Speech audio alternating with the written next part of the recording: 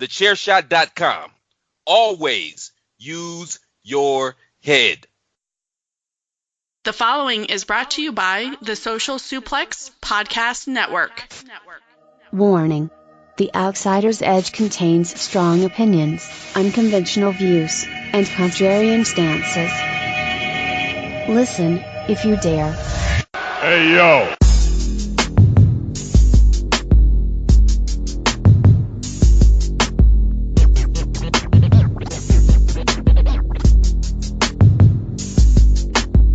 Guerrilla tactics, it's time for warfare. Yo, we came to battle, yo, we aim to kill.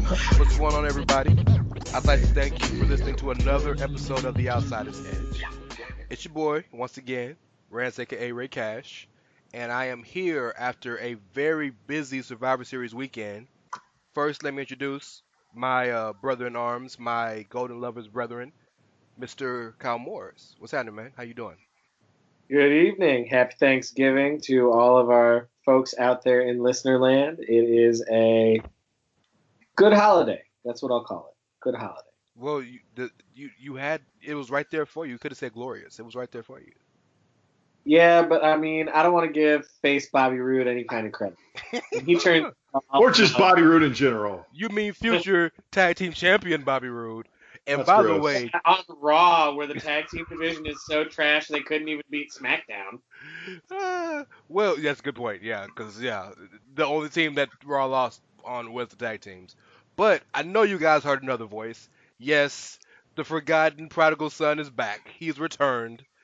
Welcome back, your boy Karl Irvin. Karl. Yeah. Hey. I'm like a guest now. I just show up sometimes as a guest. It's basically what I am. No, let me tell you what you are. You're Stephen A. when he's in studio. Because that should never happen. Okay, never that's happens. pretty good. Yeah, it does. Yeah, Always out on assignment. that's amazing. I didn't even think about that. That's really good. That's solid. Thank you. Yeah. Welcome. Thanks for having me. Thanksgiving. I want to talk about Thanksgiving. I love Thanksgiving. Are you cutting You said a it promo was on you Thanksgiving? said it was a great holiday, huh? Are you going to cut a promo on Thanksgiving? Well, I might. Just Let me finish. I want to say that we were just talking about how Thanksgiving is this glorious holiday, right? This is the first year in forever I think I'm not actually having like a traditional Thanksgiving dinner. We are going, and the elite will be proud. We are going to fucking Cracker Barrel for Thanksgiving this year. Fucking First time in my I don't even think I've ever gone out to eat on Thanksgiving in my life. Nobody wants to cook this year. We're all busy and tired and like, fuck this. We're going to Cracker Barrel. You're a fucking hipster, bro. We'll be making a delicious Thanksgiving meal, and I will eat everything that he makes, and I will be very grateful for that. I'm grateful for Cracker Barrel. And, here's the thing. The server doesn't know because I always pick up the tip when we go, like when my family goes places, they'll pay and I'll grab the tip. I used to wait tables. So the server doesn't know it's a holiday, and I hated working holidays when I waited tables. She's got a 50 spot waiting on her. Hey, that day. Since you're feeling froggy, why don't you bump to 100? I'm not that rich. Not rich at all, really. So I may drop it down to 40 just thinking about the fact that I said 50. So, The people don't know that because you're working all day. Give it away 50. I'll take $50. No, well, you're not doing anything. So I don't, now you're just sitting there in a chair. So I don't know. Like, not just. Are you going to bring me a delicious meal tomorrow, Kyle? Not just any chair. A handmade Amish rocking chair. Yeah, but you didn't hand make it. I mean, come on. It was made by real Amish people in Amish country because my mom's old school. Why do the Amish only just build furniture? Because they're badass at furnituring. But like, what would the world be like if the Amish were like, they created Hewlett Packard and Apple? Well, then they wouldn't be very Amish because that kind of goes against the whole no electricity. That's true. That's a fair point. That's true. That's a fair point. Well, y'all, we're off to a good start. I'm saying, I know you guys listen to hear wrestling, but when Karl is here, shit goes left. Yeah. Well, Karl doesn't watch wrestling, so I have to go off topic. This is a good point. A wrestling podcast host who doesn't watch wrestling. Well, you know what wrestling he should have watched this weekend? Takeover. Look at the journalist over here. Yes, ladies and gentlemen. So if you're living under a rock, Survivor Series weekend just finished. NXT Takeover on Saturday, War Games. Survivor Series, the 32nd edition. On Sunday, of course, we're on SmackDown Monday or Tuesday. So I mean, we're gonna kind of run through the shows. We're not gonna give you a full-fledged review because every other podcast in the world has done that. But NXT Takeover War Games, I don't know how they continue to up the quality of each takeover over and over and over again. You think that you can't go another level, and then Triple H, aka Daddy Paul, finds another way to up the shit. So, y'all let me know, man. What did y'all think about the show? I want Well, to talk first because I didn't watch it. Oh, okay. Well, this is gonna be I want about to. I five just want seconds. to. I know. I want to answer y'all's question. I want to answer your question about how they're able to up the game. I think what it is they've got so much talent right now that they're able to literally find guys who have chemistry everywhere. Like, I mean, Ciampa and Dream, right? Like, that's a match we haven't really seen before, right? So that's why they're able to up the levels. They're able to tell these stories because everyone seems to have chemistry together. There's just so all these guys are so good from whatever walk of life they come from, whether it's the independent scene or, Velveteen came from Tough Enough, like, I mean, these guys, the crop of talent is so good, it's like impossible for them to fail. It Well, seems like, if that makes sense. yeah, but impossible to fail is not something that you can say because there's many have who you thought have been impossible to fail and have failed. I think the biggest issue, and I'm gonna hand it over to Kyle after I say this, but I think the biggest issue is that number one, they're booking for a different audience so that their producers produce the matches differently than the main roster. Number one, and number two, NXT is essentially a super indie. So super indies book differently than mainstream companies, unless your name excuse me, unless your name is New Japan. But yeah, they every the way they structure their matches, or dare I say, allow the talent to structure their matches, is just way different than the main roster. well, I want to give them a shout out for sneaking the formula into Takeover. We had mentioned how this Takeover was originally going to break the formula because there were only 4 matches announced, and they snuck that Matt Riddle versus Cassius Ono match in at the very beginning of the show that lasted all of 20 seconds. Blink and you would have missed it, Yeah, but they snuck that 5th match into that motherfucker and hit their formula. and I love how Triple H said that, oh well, we need the extra time because we got the 2 out of 3 falls match. This shit was over in like 17 minutes. Yeah, the 2 out of 3 falls match was pretty short. It was good For though. me, match of the night was Alistair and Johnny wrestling. So Um, yeah. Um, so if you really want a good kind of recap of the Alistair story in that match, go listen to Ricky and Clive. They just dropped today, Wednesday. Um, but essentially, Clive felt like the imagery was super not only heavy but important. That him coming out with the demon, with the horns, if you will, and one of his boots had demon horns on it was essentially him saying, "I still have one foot in hell," and Johnny saying that I was scared of the dark, but I'm starting to like it here, and Alster being almost a satanic priest was like, "No, son, you're not ready to be in the dark yet," which is why he hit the coldest line ever spit in a wrestling ring. I absolve you of your sins. And he black masked the heel out of Johnny Gargano. He literally black masked the entire alignment out of a wrestler. It much and think about it, the black mask, it the imagery is so powerful if you put it all together. And yeah, that that I'll never forget that match. I want to interject a little something here. So this got me, you just got me thinking. Like, it gets me on a little bit of, not a tangent really, but like, okay, you know how independent wrestling fans, okay, you know how some independent wrestling fans think they're smarter than everyone else? Oh, that's why you had to fix that. Okay. I can see now. Oh yeah, you know how they think that though. How Yeah. some of them think that. Do you ever wonder if this is why? Like, we're breaking down this match, right? You're breaking it down like he said this line and the imagery and like he kicked the heel out of him, right? Mm-hmm. And so the average fan probably doesn't really catch that stuff, right?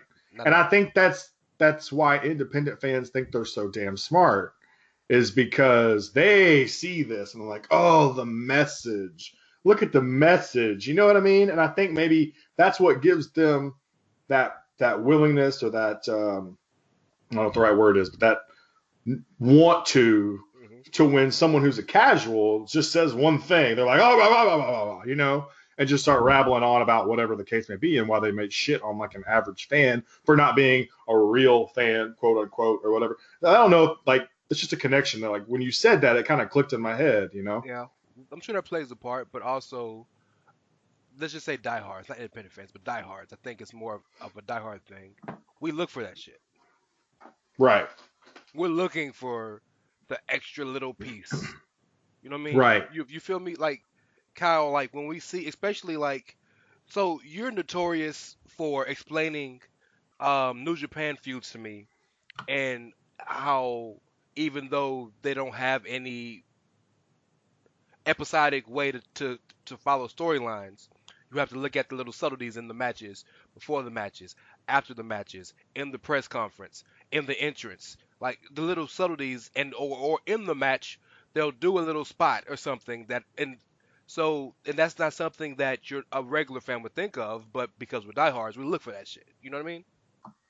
Sure, I just don't think it necessarily gives the license for people to be dicks, Oh, just because I noticed this one thing, and now all of a sudden I'm gonna shit on Joe Blow #1, who's like, oh, NXT Takeover was cool.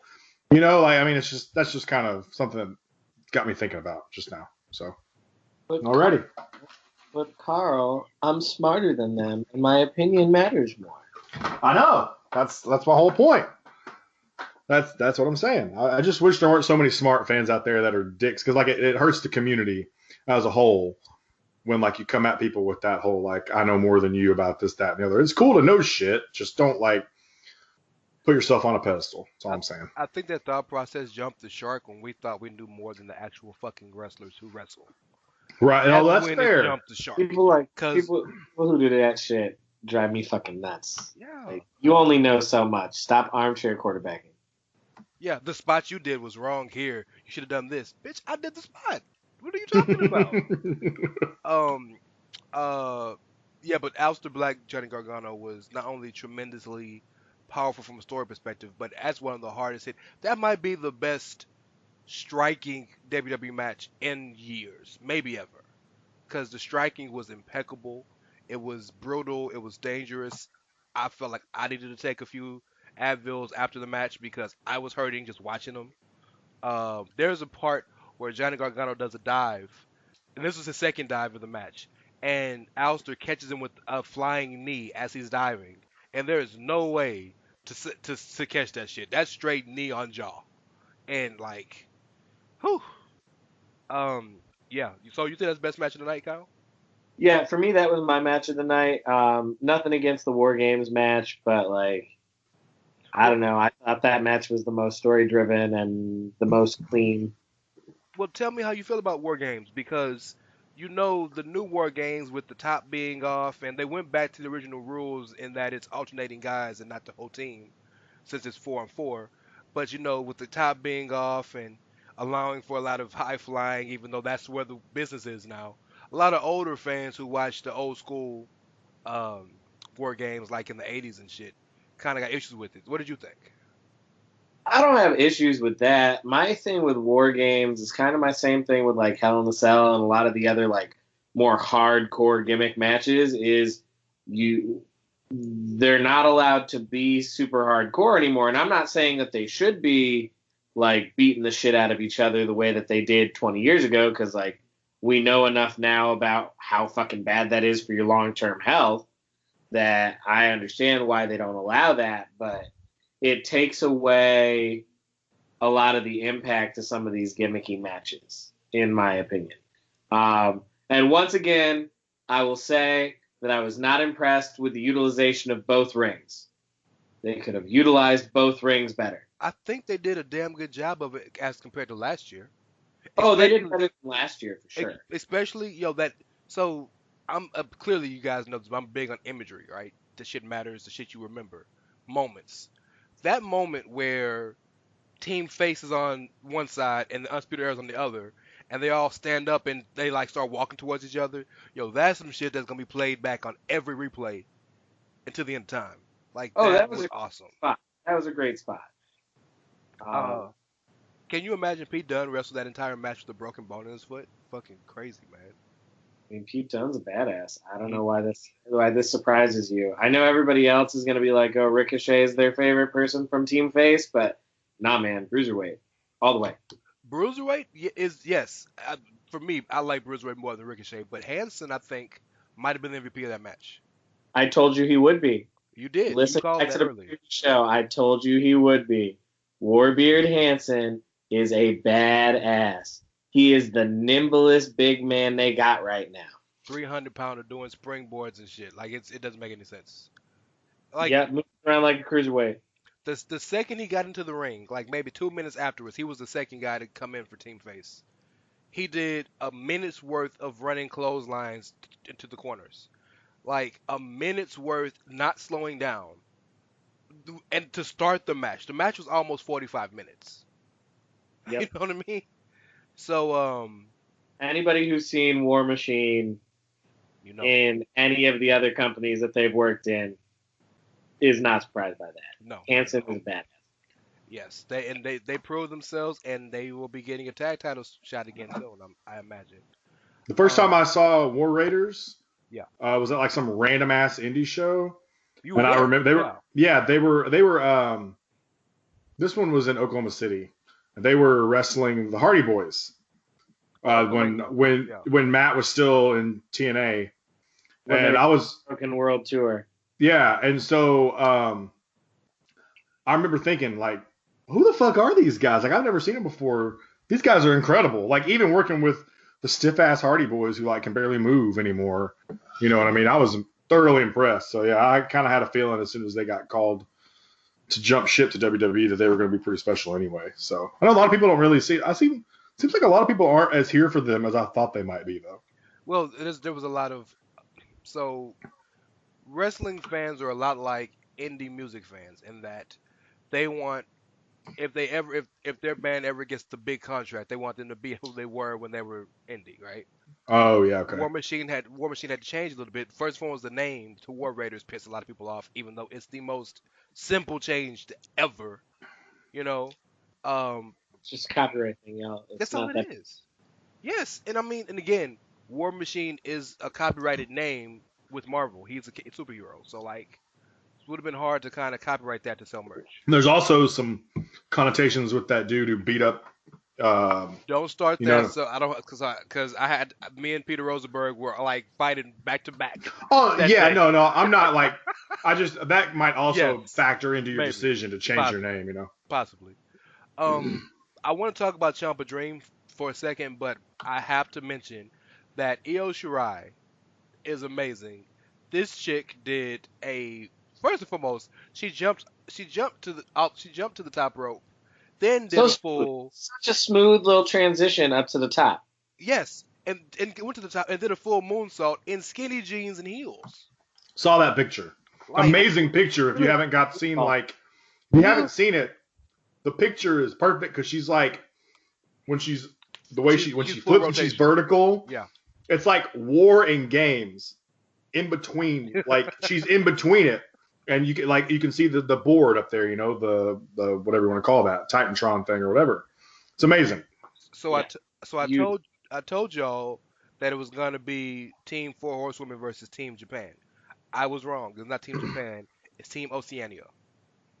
Yeah, because Dakota, the jobber extraordinaire of the women's division. Dakota. No, she is. She absolutely is. Catch this ass whooping. She absolutely is the jobber extraordinaire. She's there to kick a few people and keep losing. Yep, she's there to make some kicks and to catch some ass whooping. Hey, Karl, you want to say something? Nah, I didn't say nothing. She does have a nice finisher, though, if she ever, gets to win a match. I don't know, man. Like so it just does it doesn't look realistic enough for me. And I don't mean like she needs to actually it takes too much to get to it. It's cool, it's different, but damn, it takes a lot to get to First of all, Dakota is the Kingslayer. I know y'all saw the video game. I know you saw her beating up on Seth Rollins in the video game. it. She's the new Kingslayer. Yes, in fake wrestling, sure. Wait, what? It's all fake wrestling. Keep going. I'm not defending Dakota Kai tonight. You are. You guys. We understand that you have an opinion and that it's wrong. Thank you. I appreciate that. We don't have to spend too much time on this. But... I'm sorry. Go ahead. I was going to say it's not his fault. We all know that only one group has the correct opinion on everything. And who is that, Kyle? The Tongan. Independent wrestling fans. Oh, please no. No. God, no. No. Tongan. They're right. We're wrong. We love them. This is the point of the show where we defer everything to the Tongans. Yes. Yeah. No smoke wanted. None. We don't have to talk about this too long because Takeover was great. You could just keep talking, just gushing over it.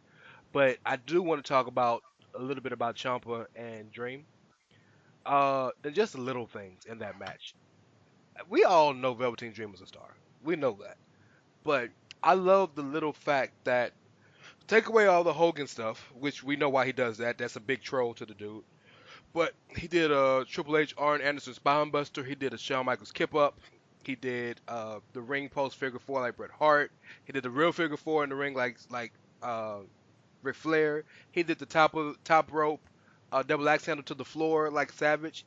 That was really his love letter to wrestling. He just said, I'm just going to, I was waiting for him to do a Stone Cold Stunner. Well, and I know this wasn't part of that, but I just will say that I mark out for his rolling Death Valley driver every time. Every time. I love it. The I love that rolling move. Death Valley driver and the flipping DDT. Yeah. Moves. Yes. I have a question about Dream, though, while we're kind of on the subject. Yeah. First of all, 2 questions. Mm-hmm. With Dream, he's done the Hulkamania thing, and now he's done Hollywood Hogan. Mm-hmm. Of course, they were in L.A., it makes sense for him to do Hollywood there. But my question is, we know that Hogan appeared last at Crown Jewel. He's been around recently. And they obviously, Dream's, I don't feel like Dream is walking out of the curtain wearing that attire without getting a check marked by somebody. So it feels like if he's trolling Hogan, I'm just curious who else in NXT doesn't give a fuck about Hogan's opinion that allows that to happen. Because I feel like Triple H? I don't know. Well, can I answer that real quick? Kyle may have something to say, but I want to answer that. Number one, Triple H really believes in artistic expression, so he lets them do pretty much what the fuck they want. Number two, the fact that you said that they can't just walk out there and nobody knows is not true, because remember when they were in Brooklyn and he had called me up Vince on his ass? Nobody knew about that. Yeah, that's fair. But when you walk through that curtain, though, someone sees it. I guess maybe it's just too late. It's too late at that point. You about to the other thing I wanted to say about Dream is, we've talked about this before, and I think you and we've all kind of agreed that it doesn't really matter if Dream wins, really, because of who he is. But do you think that'll play well if he ever when he moves up to the main roster? Like, do you think that it's going to play well that he's going to be in all these matches but never really gets the better of anybody? Well, I think it works at NXT because of who he is, I think. But I'm wondering how that'll translate. What your guys' opinion is? Alignment change. Or at least a formal alignment change. Right. Yeah, he's full on baby now. I think the issue is twofold. Number one, what is the character's motivations? Right. That's a big part of it, right? Before he turned face, if you will, whether it's pseudo face or de facto face, whatever it is, he just cared about the spotlight. Right. Now he seems to care about actually winning. So that's one thing. And number two is, how does he lose? That matters. You know what I mean? Sure, because yeah. If you're getting screwed over and over and over again, I don't think it's that big a deal. But the way he lost he took him to the limit, but the way he lost that night, it looked like he just barely lost, but it was still clean as fuck. Right. You know what I mean? So I don't think he's devalued in the eyes of the fans. But and then you know what? This group of fans nowadays, bro, like Johnny Gargano never wins. That's true. Yeah, no, I'm with you. You know? I was just to me, like, I still think of it in my own mentality, you know, like, I don't really care about wins and losses Me neither. that much, but I do think, you know, you kind of like, he's got to hit it big at some point. Like, I don't think it's just going to continue to be. Does though. He wins more than you think he does. Like, I think he's like 2-2 at Takeover or something like that. Right. 4. I mean, okay, so he only won 2 out of 4, but still, he wins every now and then. Well, I mean, I'm sure he wins on NXT, like the actual show, quite a bit. My problem with this. When you expect him to win, he wins. Yes, my problem with the Takeover matches is that the two people he beat were Cassius Ohno and EC3. Yeah. He lost to Aleister Black. And Gatekeeper. Yeah, right. He lost to Aleister Black, which he took him to his limit, but Aleister Black is a force in NXT. Aleister's lost like once. Aleister Black. Twice. The goal of that storyline was to get him to say his name. Exactly. And Yeah. Aleister Black said his name, so he didn't lose. He that's He fair. lost the battle, won the war. Yes. Right. He lost in the 6-man, which nobody faults him for that because it was a 6-man ladder match. No big deal. The Ricochet loss, I feel, was the one that was like, and don't get me wrong, Ricochet should have won that match, but that match was about, I deserve the spotlight more than you do. And then, of course, he lost this to Ciampa. I mean, everybody's going to lose to Ciampa, man. Schizophrenic Ciampa who's talking to the belt. Well, it's kind of like the thing, like you say, like, and I'm not trying to get it back into the whole Ricochet, like, I'm trying to have an argument about this, but, like, I would actually, personally, because I prefer Dream's character over Ricochet's, and like in a lot, and like way more, because Ricochet's character is kind of, whatever, it's kind of white bread to me. So I think like Dream is so like layered and like there's so much behind him. Sure. Like for me personally, you know, I feel like Ricochet, I mean, he is what he is. I like him and everything, but Dream to me is like, but I feel like he's got it. But I could be wrong. You know, sure. I don't know. But the difference is, Dream has more years to still cultivate who he is. That's true. Ricochet is 30+ years old, and is he really? Yeah, he's been wrestling like 15 years. Well, I mean, TJP wrestled for 15 years, and he started at like 14. So I was just like, to me, I didn't realize Ricochet was in his 30s. I'd have thought he was in his late 20s, maybe. No, a lot of those dudes are in their 30s. Like. All of the Undisputed Era guys are over 30. I believe that. I know Fish is like 40. No, I lied. Adam like 28. I lied. Okay, that's fair. That's a good point, Rance. I didn't even think about the fact that he's like 23 or something like that. Like, and he came into the match a bigger star. Right. So, and again, like, I understand booking for the future, but the beauty of that story was, again, they've booked him so perfectly because he's not losing matches he wanted to win. He's losing match, except for this one. Ciampa match is the first one that he lost. He wanted to win. The matches he lost, the big ones, the Aleister match and the Ricochet match, are more about my spotlight. I want something specific out of this story. Right. I feel like he's kind of like, and we're going to talk about Survivor Series in a minute, but in a lot of ways, to me, he kind of feels like the antithesis of like Braun Strowman. What I mean by that is like Velveteen can lose a match and it's all good, because he still comes out looking amazing every single time. But nowadays with Braun, every time he loses, he just kind of looks like a fucking idiot. That's, you know what I mean? You want me to explain that one, Kyle, or you want to take that one? I mean, I'll let you have it because you're the Raw guy. The Braun issue is simply this. Braun dominates everything and everybody every day of the year. And then when he comes to lose, he loses in the most dramatic, easy way possible. You know, not easy, but it's always dramatic and ridiculous, or it's too like he got taken out of a match because he got thrown in a trash compactor, right? Or or Lesnar beats him with one F5, or then Lesnar beats him with 5 F5s, and his only move he gets in the match is a kick. You know, so like that's why people look at him like you dominate everybody every year, every day of the year, and then all of a sudden when you lose, it's the dumbest You loss look ever. fucking Yeah. punk. Yes. So that's his issue. So his losses are hard to overcome because he wins all the fucking time. When Right. you're even keel, like Brian loses all the time, but we never think he can. But we think he can win every match because he's always in that same level. You know what I Sure. mean? Like that. Let me use Roman for example.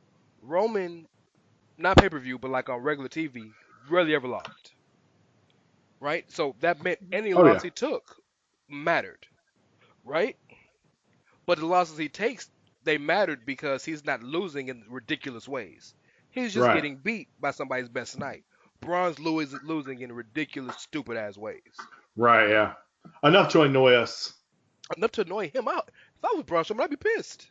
No shit. Because it amounts to character assassination in a lot of ways.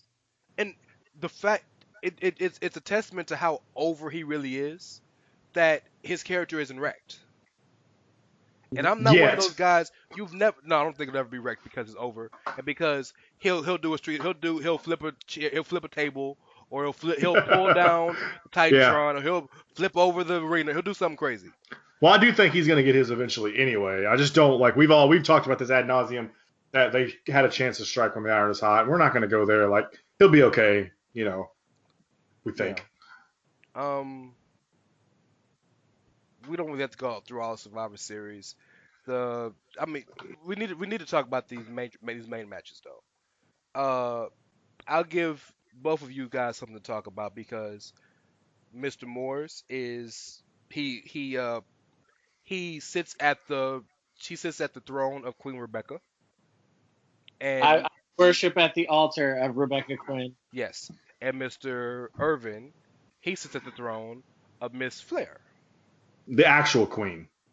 Right. So 7-time women's champion. Don't forget it. you guys fight, Charlotte and Ronda. Tell me what you thought. Where we going? The whole nine. What y'all think? I want to hear Kyle's opinion first because I know. I think it's cute how Charlotte is like Becky Light. Okay. All right. So Oh, I feel like that's. Oh my I feel God. like that's all I had to say about that. No, go ahead, Kyle. If you have more to add, please. If you please guys saw how charged up he just got. The other thing I want to add is I think it's really interesting the way the crowds have started reacting to Ronda. Like, that's really interesting. She got her heat back Monday though. You don't watch Raw. She got her heat back very quickly and easily Monday. Yeah, because she's going after Nia Jax now, and No, it it had nothing to do with Nia. I It had nothing to do with Nia. I have a rebuttal to that theory about Ronda real quick because Rance, I know you'll have something to say about it, but so the thing about with this whole Ronda thing, and the reason why I'm not so much on board with your thought on that is now I know beforehand Becky's been dragging her a lot, and Ronda is terrible at Twitter. So that's part of it, I think. Ronda's defense, I think right now, literally everyone loses to Becky at Twitter because Sure. her game is beware, do not trespass, will get owned. But I want to remind everyone that when they have these big 4 pay-per-views, they spend 4 or 5 days in a town, and these crowds that they go to typically act differently. I know it's very JBL of me to say that. They boo who they hate, or they boo who they love, or they cheer who they hate, or whatever. But it's kind of true. Over the time period, if tomorrow they were in Eat Shit, Illinois, and Ronda comes out for Monday Night Raw, she's still gonna get pops. Because that's why I don't take too much stock into those big 4 pay-per-view weekends where they're doing all the shows in one city and this, that, and the other. So I'm not really with you on that completely. A little bit. I do think Becky is undeniably the hottest thing in WWE right now, in my opinion. In terms of and I don't mean hot as in hot because she is hot, but just everything that's going on with her right now. Whether it's somewhat by luck, because Nia clocked her in the fucking face, but outside of that, she's the best thing. Women's wrestling is the best thing in WWE right now, period. If someone wants to argue with me, that's fine, but you're going to lose that argument. Yeah. Well, my thing is wide margin. Charlotte. Okay, the reason why Charlotte is still the queen and why she's not Becky Light is because the good thing is Becky serves as a vehicle for Charlotte to realize she's been making all the wrong moves lately. Charlotte went and she's trying to like be a good guy and all this. That's not a Flair. That's not what Flairs do. How often was Ric Flair ever a good guy? Think about it. Charlotte, and not to mention, there's no way in hell Becky would have pulled off that beating on Ronda like Charlotte did. I'm sorry. Charlotte is actually like an imposing woman. Like, when she was beating the shit out of Ronda, I was like, this is legit. Like, I believe this. You know what I mean? I don't think I would get that out of Becky if Becky were to pull the same stunt. You know, outside of, I mean, with the takeover thing that happened the week before, that's fair. But I don't know. I think this is a really good, and actually what I think we're leading to, and a lot of people think they're going to get Charlotte and Ronda again at Mania. I think we're probably going to get a triple threat at Mania is probably what we're going to get. That would be my guess between those three. I mean, that's what I would love to see it, you know, but. Yeah, but I don't have a problem with triple threats and stuff, but I just kind of want to see at Mania singles women Oh, sure. matches for a while. Sure. I mean, I'd be all about either way. Multi-women. Either way, but right now I feel like with the way this is going, it's going to be difficult to deny all three that one spot. No, that's a fair point. You know? So let me respond to Kyle first. Ronda got her heat back Monday and had nothing to do with Nia. She went out there and she talked about how she got her ass beat, she got beat down, but she got back up. And if you're a real champion, then you can't take any days off. You got to fight hurt. You got to do this, that, and the other. And she said, "I'm defending my title tonight, so somebody better come out here so I can rip your arm off." Corbin came out. Can I say I feel some type of way about her wrestling on Monday after they did that chair spot on Sunday? So yes, I hate that too. And I just got Sirius XM radio, so I was able to listen to Busted Open. And Bully Ray went in depth about that. He said that everything about the beatdown was awesome except for the chair spot because she got up. So I'd have rather her not step on the chair and crush her larynx. Take that part out of it. Yeah, and it would have been perfect. So I agree with you 100%. I hate that shit too. But so she called out somebody come out. Corbin came out and said, "We can't do this. We're not gonna do this now." And she said, "Well, look, if you don't bring somebody out here to fight me, how about I just beat your ass instead?" The crowd lost their shit. And Corbin was like, "All right, I'm gonna get somebody, but we're gonna have a new Raw Women's Champion." So they come back from break. Mickey James came out. They had a nice little 5-minute match. Ronda won. She got her heat back. She was cheered again by unanimously by everybody. The problem with Ronda is Ronda's Twitter game has been killing, yes, because Becky's Twitter game is legendary right now. But it's not that they dislike Ronda. They just like Becky more. And you know, we're taught in wrestling that if it's two people, unless it's like two legends, and I love Becky, I'm sorry, but she's not legendary yet. Nope. That you know, somebody got to be booed, somebody got to be cheered. So Sure. we're just gonna over cheer Becky because she's so hot right now. But Ronda's not being booed because they don't like her. I don't think she's reached that point yet.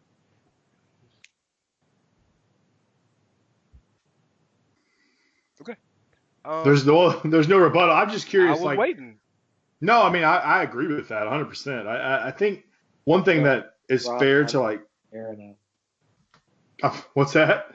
That I don't watch Raw enough to care. No, that's fair. But I think that the thing is, like, we're talking about three people right now, and I feel like we really should kind of include Nia in this conversation. I'm not saying she is on their level, but I feel like I got nod by both of y'all, but like we're not giving any like she deserves a little credit here because I think first of all the punch thing she doesn't get credit for that because obviously to me that was an accident, but the way they're using that to her advantage or the way she's using that to her advantage I think is extremely important. I agree because you know what I mean. I think it's a good way for her and like because everybody's so sensitive about this stuff.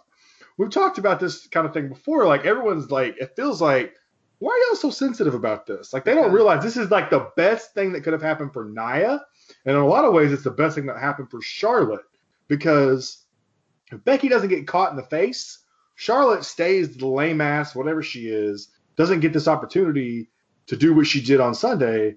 I feel like all of this that happens, even though it was by kind of obviously by chance, works out well for everyone. You know what I mean?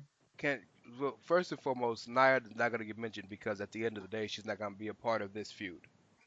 When it comes down to it in March, April, she's not going to be part of this. Number two, yeah, sure, Nia, they've done well with Garner with taking something that was negative and getting real heat behind it. But you talk about the sensitivity. Let me explain to you why. It's because it's favoritism. Because on Monday night, Dean Ambrose said that the Shield did terrible things, and they all have to own up to what they did. And Roman is owning up to God for what he did in the Shield. Basically, that God gave him leukemia because he did fucked up things. And yeah, he got some heat, but like largely people didn't give a fuck because they like Ambrose and they don't like Roman. But Becky gets clocked in the face one good time, and Nia, because they don't like Nia and they like Becky, it's all favoritism. Right. It's more of a consistency issue that you've preached for however long we've been doing this show. You know, just be consistent with how, if you're going to shit on Nia for that, we're not going to not come after Dean necessarily, because who knows who the fuck wrote that for him, you know. But that's foul as fuck. And don't get me wrong, it's wrestling, and I don't. Oh, go ahead, Kyle. No, I said that's real tasteless. It's extremely tasteless. Now, I'm one of those people that it doesn't bother me so much if the person involved okays it. That's why the Paul Heyman thing, when they went after Paul Bearer, was so tasteless because they didn't talk to Paul's son about it. So it was just they just did it. That's why that was foul. I'm pretty sure Roman knows about this, so I'm okay with it, at least in an extent if he's okay with it. But it's super fucking tasteless. It's not the most tasteless thing they've ever said. They had Randy Orton say that Eddie Guerrero was in hell. Yeah. You know, like a couple months after he died. So they've done some tasteless things, but the point is that, but in fairness, that sounds like something Randy Orton would actually say. It does. You're right. We don't know that Dean Ambrose. It felt he even like if you watch that, yeah, he almost seems a little disgusted by even saying that. You know what I mean? But to be fair, and I know we're jumping, guys. I'm sorry, but the Dean Ambrose. If you haven't watched that WWE Chronicle with Dean Ambrose, it's so illuminating. And it's a bit of it's a little tough to get through because it's a lot of just dialogue, and Ambrose isn't the most, I don't want to say articulate, but he isn't the most verbose guy.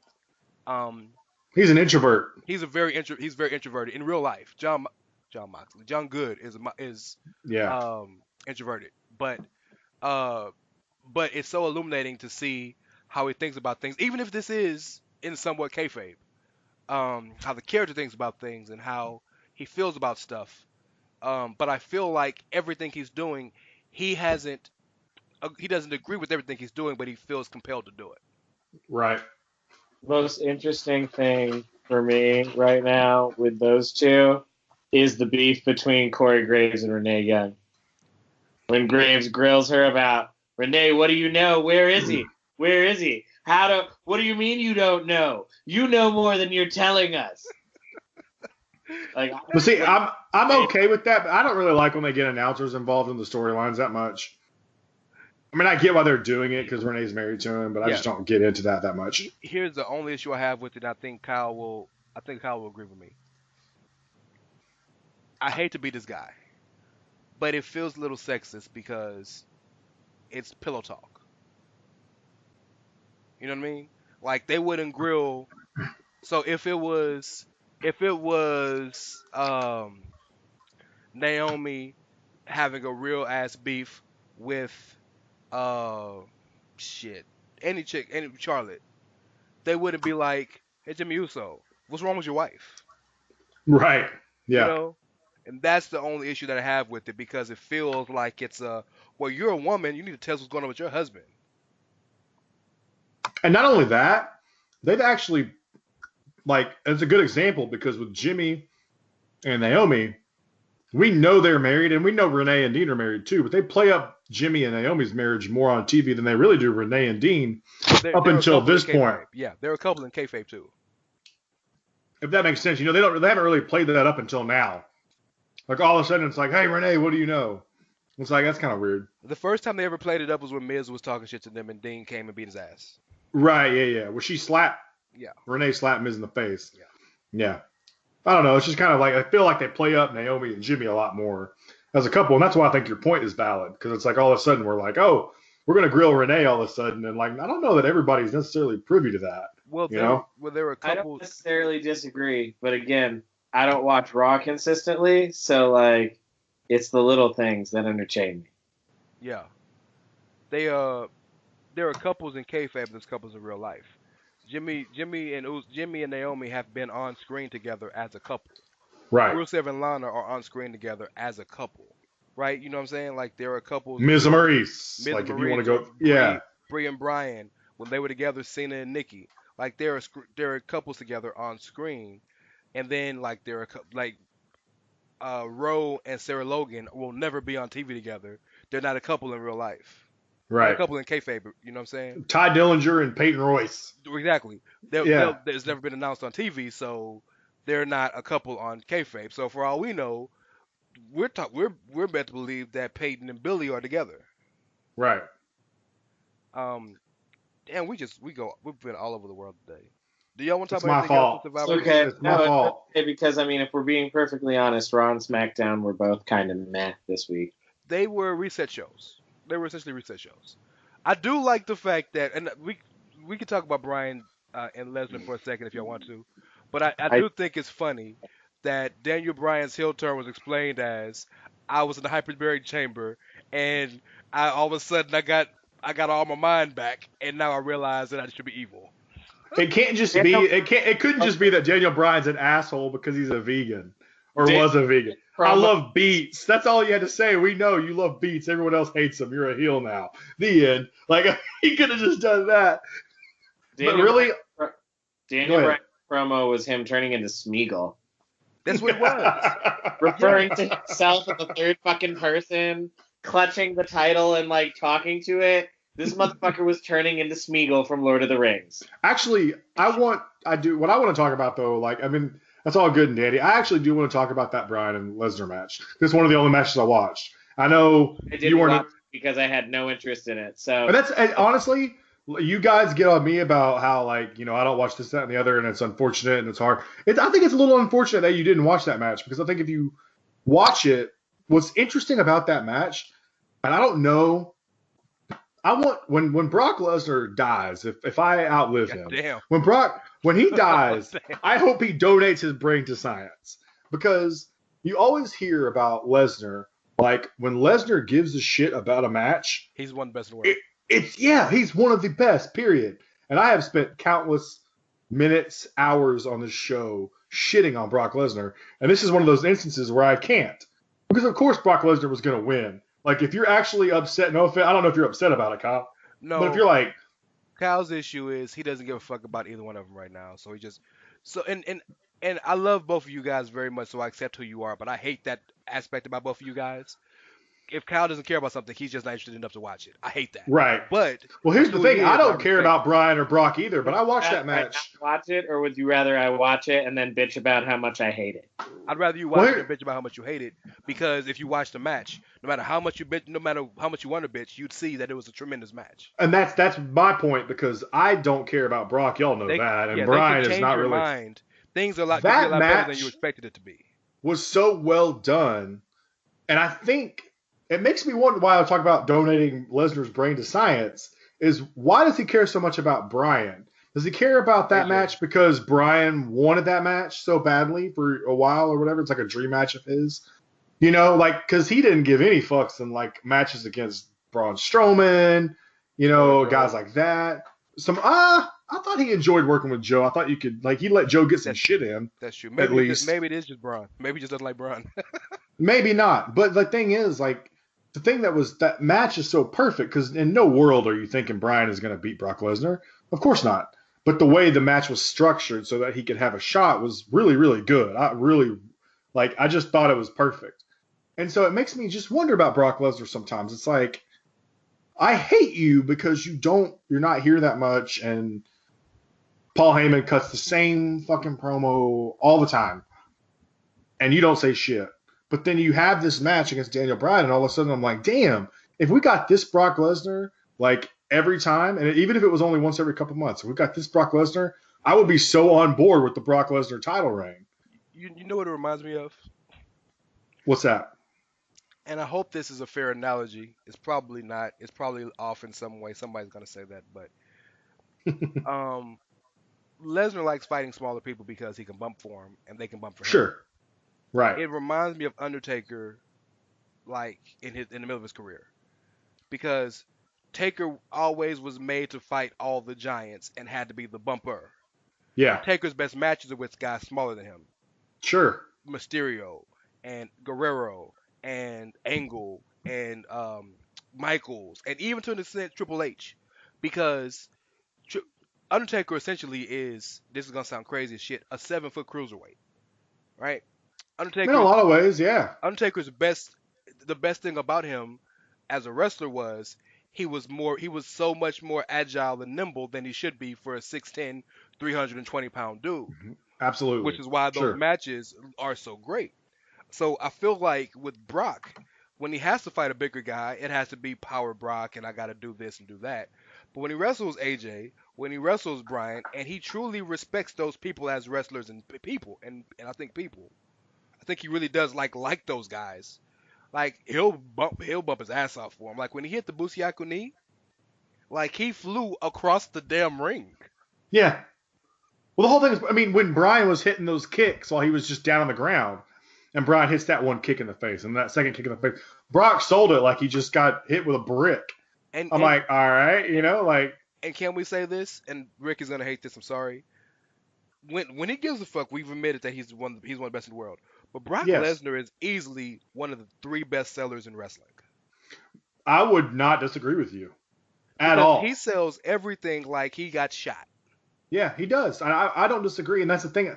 The thing is, like, I loved Brock when he was in WWE originally. In the beginning, like, Brock was one of my favorites. But, like, as we've all known with this run, they've made him out to be who he is. And so it's just so interesting to see that, like, he gets in the ring with Braun Strowman, and Braun gets a kick in. And now all of a sudden he gets in the ring with someone like Bryan. But also, that's also the producers producing the match, too. And I want to say Kyle said this, and if it wasn't you, I'm going to give it to you anyway because it was really poignant. But I believe he said that last week that the reason that so many of the diehards are so upset with Brock and how he's portrayed and booked in so much is because if you've seen him when he gave a fuck, then you see how depressing it is when he doesn't. It's true. For those of us who actually grew up watching 22-year-old Brock Lesnar out there, and understanding what he's capable of. You go back and watch Brock Lesnar versus Kurt Angle at WrestleMania, you'll know. Brock and Eddie. Right. Oh my God. Even the Brock Big Show matches. Oh, sure. Yeah. I mean, that's kind of, I think. The ring the first time. Yes. When I say I hate Brock, I don't mean it like. No, we know what I mean. We all understand we're tired of the same old, the formulaic, eat, sleep, repeat. Yeah. It's to me, in a lot of ways, it's a little bit like Randy Orton. Because when Randy Orton gives a shit. Randy Orton, just go away. Listen, when Randy Orton cares, Randy Orton is the man. When Randy Orton does not care, Randy Orton is not the man. You know what I mean? Orton doesn't have only 3 spots he does in a match. That's true. That's fair. Go away, Randy Orton.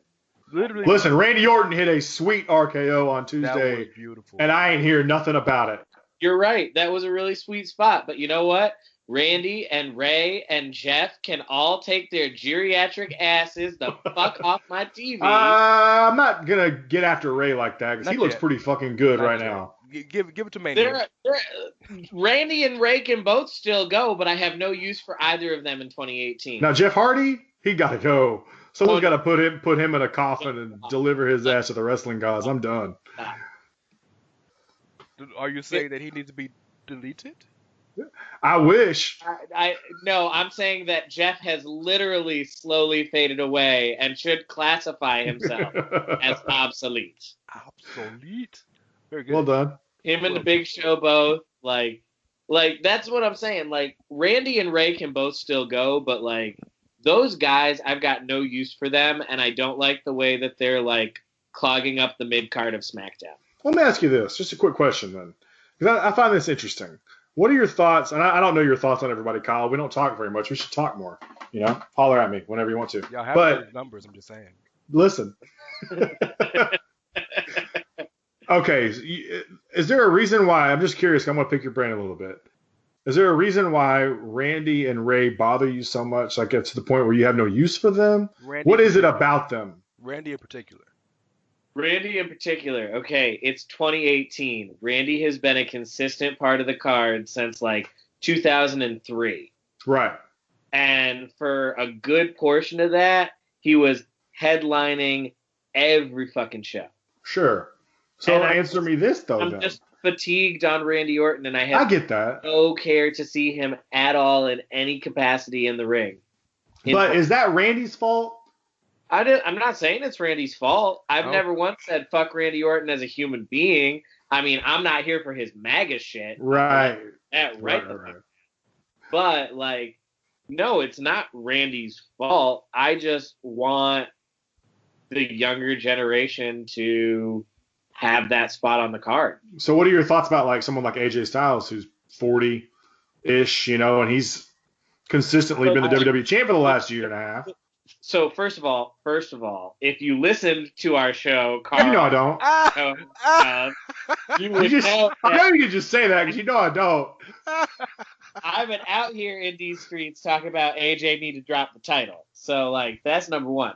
But number two, the difference with AJ is, at least within the WWE, AJ hasn't been there for 15 fucking years. So for you, it's more about just that WWE universe itself more than anything else. Yeah. Not so much the fact that AJ was been around forever. Go to fucking New Japan or some shit. Like I'm not saying that he ever would, but if he were to go somewhere different and like do his same shit with different fucking people. Right. I could be here for that, but I'm done with Randy in the WWE. Well, I will say this. One thing I don't like about what they do with Randy is they keep him with old hats. So Randy's feuding with Mysterio, and then before that it was Jeff Hardy. It honestly, is making it worse for me because I'm just like, dude, I saw all of these feuds 12 years ago. But so let me. I'm sorry if I stopped you. Go ahead.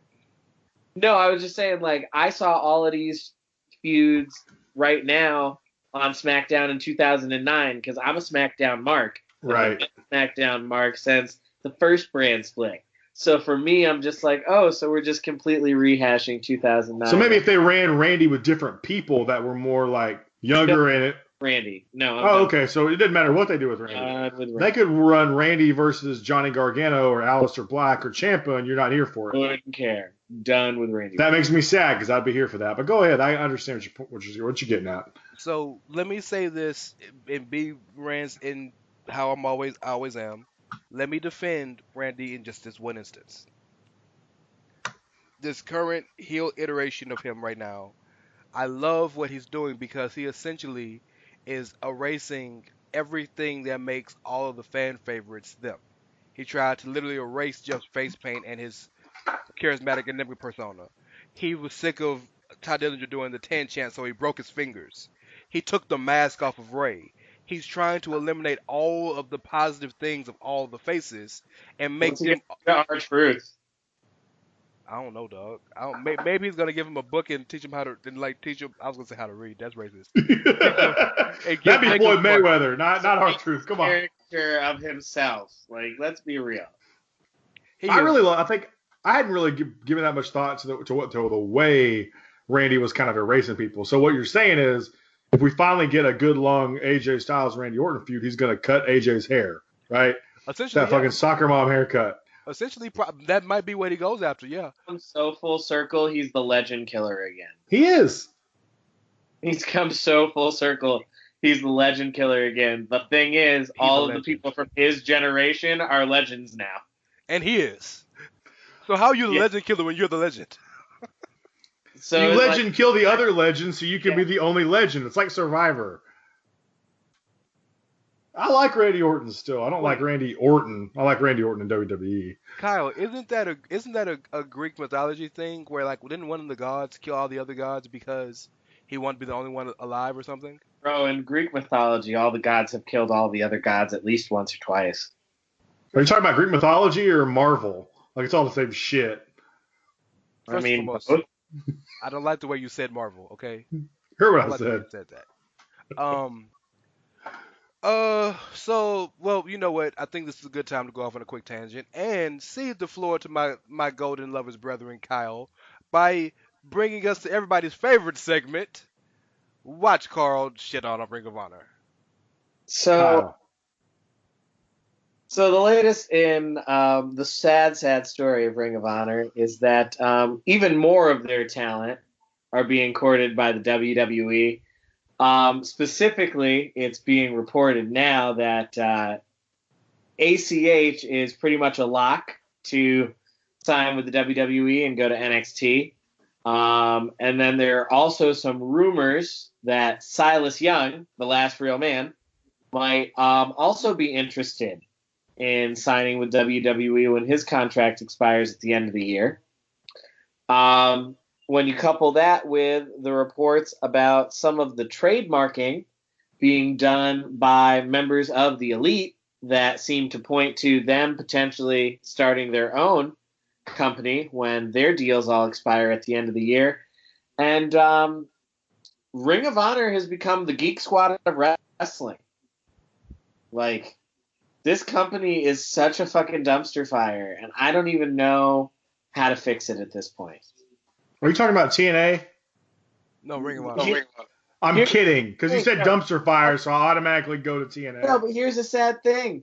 TNA's got more long-term, like, at least I can see where TNA is going to be in 5 years.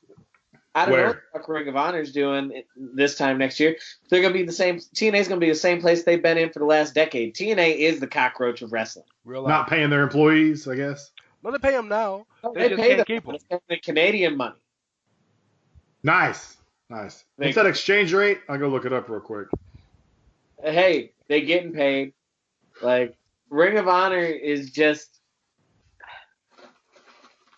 The people that run Ring of Honor itself, I think, know what they're doing, but Ring of Honor is being bankrolled by fucking morons, and they don't know how to properly invest in the company, and so it's being run like the worst kind of Bush League. MLW has more momentum than Ring of Honor right now. MLW. Speaking of MLW, shout out to my boy Shane Swerve Strickland, possibly signing with NXT. That's a big move. I mean, if we're going to mention MLW and just give shout-outs, I'll give a shout-out to MJF just because, like, he's MJF. I'll give a shout-out to MLW. I honestly couldn't even tell you what those three initials stand for. Major League Wrestling, sir. Don't worry about it, Karl. Don't hurt. I won't. I will not worry about that at all. Keep the gimmick alive, brother. Keep the gimmick alive. Gimmick? Are we sure? Can we talk about All Elite Wrestling and talk about the fact that they're probably going to use my business plan I gave to them on how to beat Vince? Sure, Rance. Take all the credit. I will. It was all you all along. Well, no. That doesn't sound like Rance to be very Austin. egotistical. It was me all along, Austin. Wait a minute. Were you being sarcastic? Who are you talking to, me? Fucking bitch. I am not egotistical. Okay? Rance is out here on Twitter arguing with everybody. I love, my favorite thing about you, Rance, is when I get on Twitter and I see you've responded to someone, I'm like, oh, it's a fight. Like, it's an argument.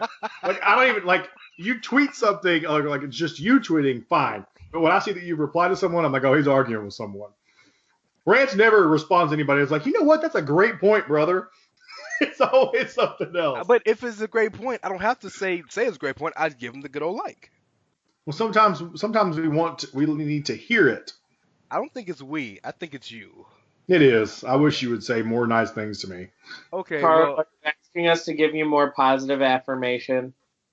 I mean, it's one of the love languages, right? Isn't that one of the love languages, like positive affirmation or whatever? I mean, I thought your love language was Ricky. Well, that might be Ooh. so. Shout out. By the way, we should change out the name of our show from The Outsider's Edge to Ricky's Harem.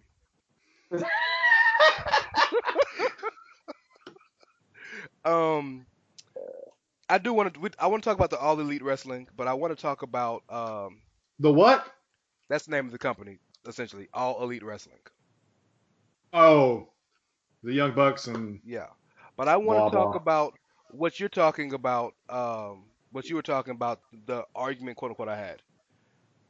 So there was a tweet from Brian Maxwell Mann. If you don't know who Brian Maxwell Mann is, he is a former WWE writer. Um, and he's been pretty successful in TV and stuff like that. But he did a series of tweets, and my next column, which should be out probably the day after Thanksgiving, it's gonna be about this. But I'm gonna read the thread, okay? And Kyle, me and you haven't talked about this. I want to get your opinion live on the air. Why the blame the fans narrative is wrong. A thread. If you look at the wrestling industry as a whole, creative has never been better. NXT is can't miss. New Japan Pro Wrestling is on fire. Lucha Underground is pushing the boundaries. Major League Wrestling is making new stars. Even Impact is delivering at the moment. Thanks to social media, it has never been easier for a promotion to connect with their audience and get real-time feedback from them. Trends can be spotted more easily and earlier. Ciampa's Twitter game is a major reason he's NXT champ today. WWE has all the makings for another boom period, a fantastic crop of talent, and unrivaled infrastructure to deliver their product. However, largely because they are a monopoly and don't feel the effects of their decisions overnight, they fumble a lot of opportunities. WWE can learn a lot from Marvel. For decades, movie studios mistreated Marvel properties because they knew better, quote unquote, when it came to mainstream entertainment. Complex worlds were reduced to digestible stories because only nerds, quote unquote, cared about all that stuff. Then Marvel started making their own movies. They applied the same tools that created a generation of comic book fans to the big screen and converted even more people into passionate consumers of the brand. Extending this metaphor to WWE, NXT is Marvel, while the main roster is the big movie studio. Triple H has created a loyal customer base by scaling a niche product, quote unquote, to the masses. Meanwhile, Vince doubled down on the idea that he knows best, quote unquote, when it came to the mainstream. The result of this has been the slow bleed of casual fans to other properties or just general disinterest. So, WWE is left with a hardcore audience so jaded that they look past 90% of the booking to develop direct connections with the performers because it's more believable. These takeover weekends have really exposed Vince's incompetence.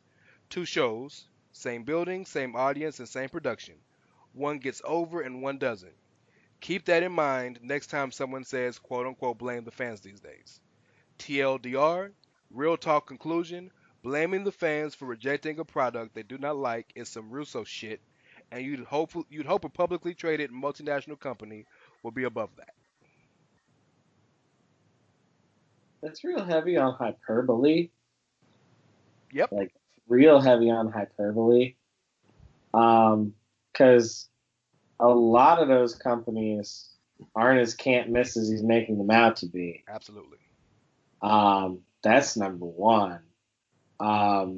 Number two, nobody who produces a weekly episodic show should strive to be like Marvel and the retcon continuity clusterfuck that is most of their properties. Like they've had to do how many special events where they've completely reset the MC or like the Marvel universe? Well, you talking I don't know. I'm comics. not that big of a nerd, but You're yeah, go talking ahead. comics. I imagine he's speaking of Marvel, the MCU, in terms of movies, which You is that they're about to completely retcon with the next Infinity War movie? sure, but to be fair, it's been 26 movies, so it's not like overnight. But yes, you're right. I'm just saying, like You're we right, though. You are right. Yes, comic book worlds can easily be changed. Like if Scarlet Witch got her real powers from the comics, she'd be able to just completely change reality with the blink. So yes. that's not the best thing to. You're right, but keep going. Scarlet Witch, call me so we can change reality. I'm ready. I'm not living in Arkansas anymore. That's all I'm saying. Make reality great again. No, Yes. but please continue if you have anything else. I want you to. I want to get y'all's opinions on this because you'll get my full opinions in column form. But please, anything else you got? I mean, I think there's always blame to go around. Um, I don't think it's completely fair to blame the fans for everything. But at the same time, like, let's not sit here and pretend that there haven't been shows where the fans have acted like little bitches and completely hijacked the shows. So, like, the fans can be real petty too. It feels like. So we as a matter of fact, I think the last time I was on this show, we kind of talked about this a little bit. Like, I don't. First of all, I disagree with the thread that you read out, and just in general, like, the fans are going to get some blame. Okay, like, you can't tell me that fans aren't fickle as fuck. We heard for how long that a guy like Roman Reigns was actually disliked. People hated Roman Reigns, and then the second he's talking about having a life-threatening disease, all of a sudden, thank you, Roman. Nah, like, and that's my problem. Like, I don't want to blame fans for everything, because you should like what you like.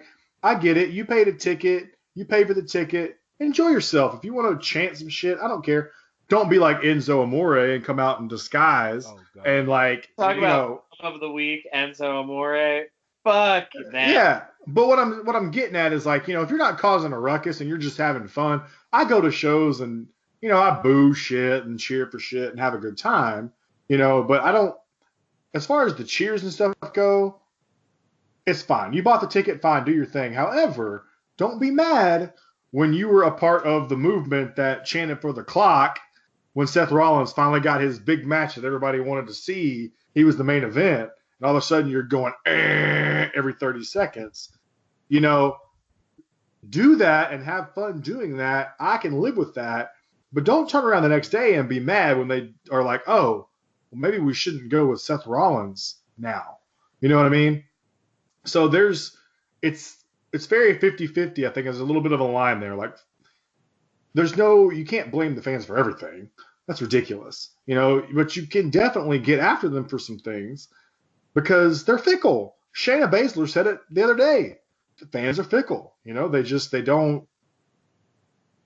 It's moments more than anything else. I feel like it's more like in the moment. It's easy to get a part of that, to, like, be a part of something. All of a sudden you hear everyone booing Ronda Rousey and you're like, yeah, boo. It's like when your old grandparent watches Fox News and they hear about the caravan and they're like, yeah, that caravan. It doesn't affect me at all, that thing. That's exactly what it is, So, yeah. So, I still have good thoughts even though I don't watch wrestling. Go ahead. I'm not gonna go too in depth with everything because I want y'all to read the column, but I'm gonna give you two reasons why I think that entire thread is extremely short-sighted and off the mark. First and foremost, to echo what Kyle said, the other companies he mentioned, while largely liked by a lot of the IWC, they're not perfect. In fact, a lot of the times those other companies make decisions that go directly against what the IWC or the diehard fans want. Number one, Johnny Gargano turning heel. Nobody wanted that. But they gave it time because fans feel some type of respect or this unwritten ability to give them the chance to tell stories that they don't give to WWE because WWE's been the king for so long. But in New Japan, when we had the New Japan episode with Jeremy, all the complaints about the westernization and the Bullet Club saga, right? That's not something a lot of fans were happy about. But you know what? It is what it is. So that's off in that because just saying that WWE's making decisions that people aren't with isn't fair when all the companies are doing it. It's just WWE's getting the heat. Number two, I think it's asinine to have a symbiotic relationship where the company creates stars, does this, fans come to watch it, and they do their job. And for you to say one party is wrong all the time, but the other party can never be right, but never be wrong. That's just not how science and life works. Everybody has accountability, and I hate this idea about us as a society where people want to act like they don't need to have any accountability for anything they say or do. I hate that. Fans have an air of accountability for the things that they do. We all do. We should. It is just factual. So, when Shinsuke Nakamura is kicking AJ Styles in the dick night after night, night after night, and you're still singing his theme song, what are you expecting them to do? You know what I mean? When Randy Orton is literally rubbing the face paint off of Jeff Hardy and ripping his ear open, and you're standing there doing the Randy Orton chant. Or Kevin Owens is headbutting a 70-year-old man, and you're saying thank you, like what do you expect? We have an air of accountability. And yes, I'm not gonna ever say that you should swallow your voice, you shouldn't express how you feel, this, that, and the other. I'm not saying that. I'll never say that. But understand that you play a part in why things happen negatively just as much as you think you do positively. You hate you think Ronda's promos have been shitty, and Becky's promos have been great, but the same people writing the promos. You know what I mean? So that's my I don't want to go too far deep in with that. No, I mean that's a good point. I think you hit it pretty well. We all like it's funny because the whole terminology, at least for WWE, is the WWE universe. Included in that universe is the wrestlers, the commentators, Vince McMahon, and the fans. We're all part of that, right? So it only makes sense that in any universe, everyone's actions, it's a summation of everything. It's all together. Yeah, I mean, you everything kind of works not in harmony, but like this reaction is in concert. Leads to that. It's just I don't understand why there's this whole idea of like we shouldn't be like no one should ever come after us for anything. Oh, it's because nobody ever wants to be wrong. Well, yeah, I mean, that's fair. I can't relate because I'm never wrong, but I get where you're coming from. So, you want to put a ball on it, Kyle? Yeah, we can take it to the crib. Yeah. And just for the record, I want to kind of reiterate the fact that All Elite Wrestling, we don't know who who filed for the trademark. We don't know anything about it other than the fact that it was trademarked in Jacksonville, which is where, of course, Shahid Khan and his son live. It's called All Elite Wrestling. The Elite's called The Elite. One of the shows is called All Elite All Out or something like that, and the other is called Double or Nothing. It just makes a lot of sense.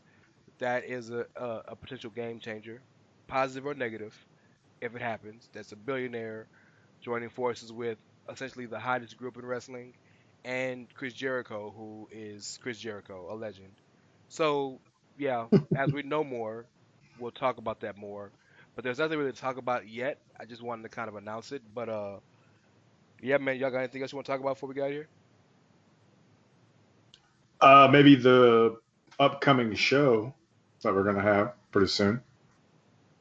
In a few days. Well, that's actually your show, so you go ahead and explain it. Yeah, I'm going to moderate some stuff. It's going to be great. Looking forward to it. All right. I don't even recall all the details. I'm going to be bullshitting. It's going to be great. So you're basically going to be you. No, I'm just kidding. We're going to have the whole crew. It's going to be Ricky and Clive. It's going to be Kyle. It's going to be Rance. It's going to be me.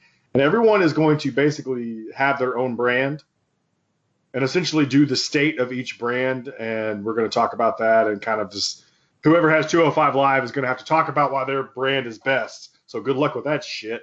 But, whoever has Raw is in trouble as well. It's essentially a mock political debate. Yeah, I can't wait. I'm actually going to research terrible questions that I could ask. And I'm going to research softball questions for people I like. So Ricky is in great shape. Ricky's in great shape anyway. He's got NXT.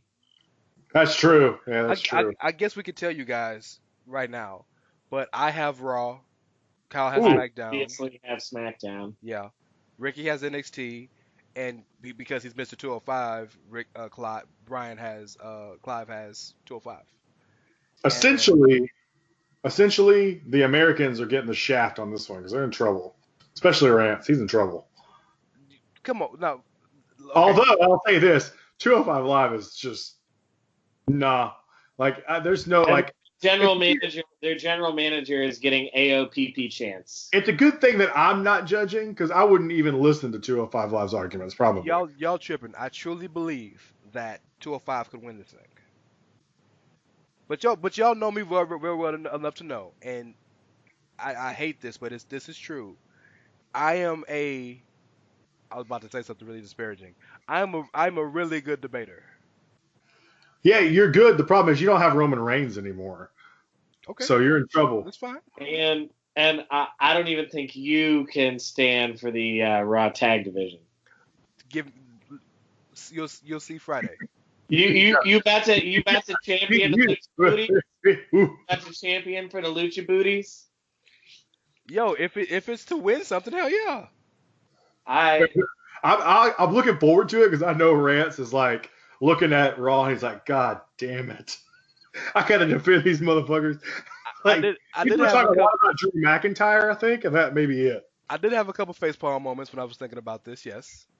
Yeah, it'll be good. I'm looking forward to that, though. Yeah. It'll be a fun moderation for the guy who doesn't watch. Y'all are going to have to convince me to watch wrestling again. That should be the name of the show. Convince Karl to watch wrestling again. Nobody would ever win. That's true. WWE to book Luke Harper again. Yeah.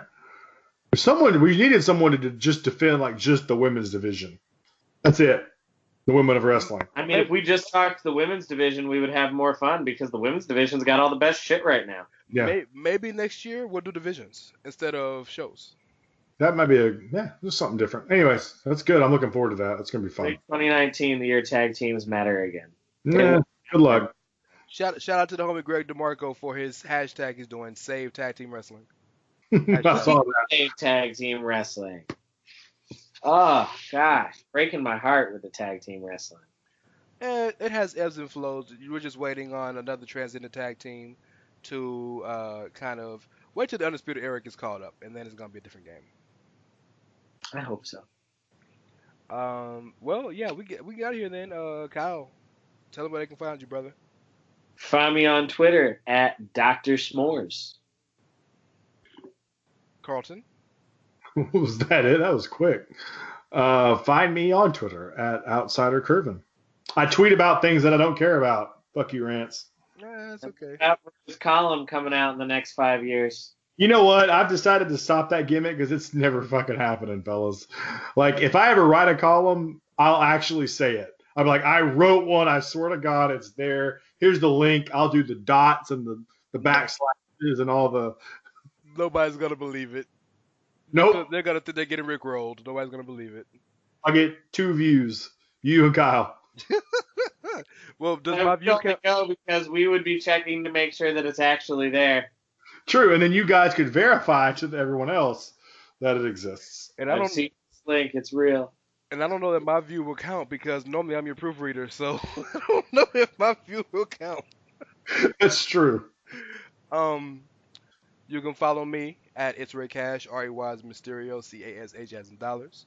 You can follow the show at Outsiders Edge SS. We are a proud member of the Social Suplex Network, where you can find at Social Suplex with all the wonderful shows. We are also a part of the Chairshot Radio, where you do what, Kyle? Always use your head. At thechairshot.com. I also host the flagship show of Chairshot Radio Network, Chairshot Radio, which we are starting to do live shows on Sundays, so holla at your boy. I do write columns, actually, unlike my brethren. So I have released 2 columns that I'm calling the business plan columns. You can find those on Chairshot. I should have the one about the thread I mentioned on Friday. Check that out. It'll be coming out soon. We want to wish you a happy Thanksgiving. You know, that's coming up. That's kind of big. If you're a Cowboys fan, let me not say that because I want to keep my viewers. Yep. No, the Cowboys suck. Everybody knows that. Yeah. Am I missing something else? All right. Am I missing anything? Was that it? These No, hands. we did everything. The only other thing we got to tell our viewers is that we here on the Outsider's Edge are just some relatively young men out here doing what we can to make it in this world. And if we said anything today that you didn't like, or that you disagreed with, or that got you all up in your feelings, just remember that we're out here chasing our dreams. You've got to respect that. But if you don't, we don't give a fuck. Fuck 'em. Happy Thanksgiving. We'll catch y'all next week.